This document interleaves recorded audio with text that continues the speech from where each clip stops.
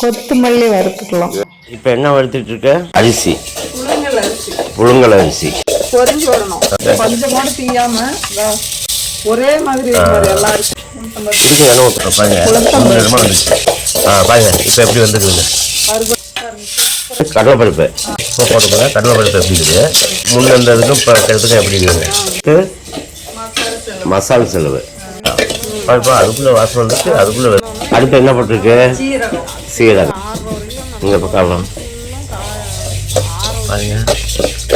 செம்மையாக வந்து எப்படி வருது, பொரிஞ்சிருச்சு. மிளகு கொட்டையா? மிளகு கொட்டை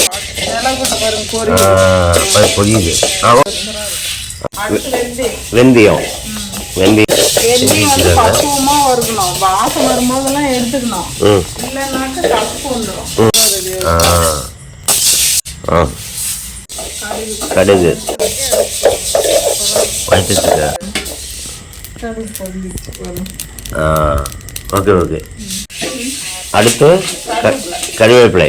கறிவேப்பிலை எப்படி வறுக்கணும்? கருவேப்பிலையில கல் உப்பு கொஞ்சம் போட்டு, கல் உப்பு கொஞ்சம் போட்டு வறுத்தா கலர். அதுக்கு எண்ணெய் விட தேவையில்ல. எண்ணெய் விட தேவையில்லை. கல் உப்பு போட்டு வறுக்கணும். சூப்பரா வர வரன்னு ஆயிரும். கல் உப்பு போட்டு வறுத்தா கலர் மாறாம பாருங்க மொறு மொறுன்னு ஆயிடுச்சு. கலரே மாறாம மொறு மொறுன்னு ஆயிடுச்சு. ஓகே. அடுத்து கசகசா போட்ட ஒன்று பொடிஞ்சிச்சு. Okay okay. அடுத்து பட்டை லவங்கப்பூ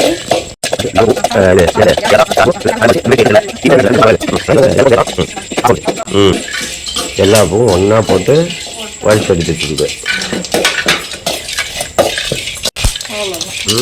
எல்லாம் வந்துடுச்சு. இது இது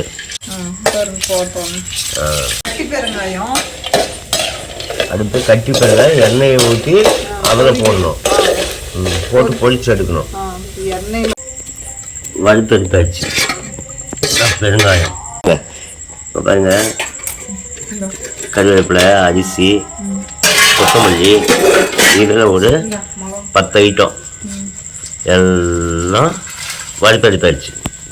சரியா? அடுத்து மிளகாய் வச்சு போயிட்டாங்க. போட்டு வறுத்துட்டு அப்புறம் காம்பு எடுத்துக்கணும். வறுத்து முடிச்சாச்சு. நாளைக்கு காய வச்சு போய் அரைச்சிட்டு வரணும்.